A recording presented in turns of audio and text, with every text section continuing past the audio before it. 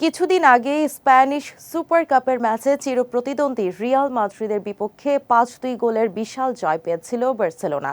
সেই সূক্ষ্ম স্মৃতি পার না হতেই আরেকটি ঐতিহাসিক জয় পেল হ্যান্সি ফ্লিকের শিষ্যরা। গতকাল রাতের চ্যাম্পিয়ন্স লিগের হাই ভোল্টেজ ম্যাচে পর্তুগালের এস্তাদিও দা লুজ স্টেডিয়ামে বেনফিকাকে ৫-৪ গোলে হারিয়েছে বার্সেলোনা। মহান নাটকীয় এই জয়ে চ্যাম্পিয়ন্স লিগের শেষ ১৬ নিশ্চিত করেছে কাতালান ক্লাবটি।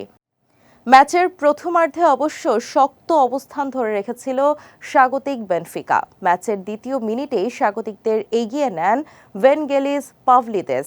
প্রথমার্ধে দ্বিতীয় মিনিটের পর ২২-৩০ মিনিটে গোল করে হ্যাটট্রিক আদায় করেন তিনি। এরপর ম্যাচের ৩০ মিনিটে পেনাল্টির মাধ্যমে এক গোল পরিশোধ করে বার্সা। বিরতির পর ৬৪ মিনিটে বার্সার হয়ে রাফিনহা গোল করে ব্যবধান কমালেও এর ঠিক ৪ মিনিট পর আরাউহোর আত্মঘাতী গোলে পিছিয়ে ৪-২ ব্যবধানে পড়ে কাতালানরা। ৭৮ মিনিটে লেভানডোভস্কি পেনাল্টি থেকে গোল করে যখন কিছুটা ব্যবধান কমালেন, তখন ছিটকে যাওয়া বার্সার ভক্তরা যেন আঁধারের মাঝে কিছুটা আলোর সন্ধান পেলেন। ৮৬ মিনিটে এরিক গার্সিয়ার গোল রুদ্ধশ্বাসে ঘেরা ম্যাচে আনে ৪-৪ গোলের নাটকীয় সমতা। এরপর যোগ করার সময়ে ৯৬ মিনিটে বার্সাকে দুর্দান্ত এক গোল উপহার দিয়ে ৫-৪ গোলের জয় নিশ্চিত করে রাফিনহা। এতেই শেষ পর্যন্ত স্বপ্ন ভাঙে স্বাগতিকদের।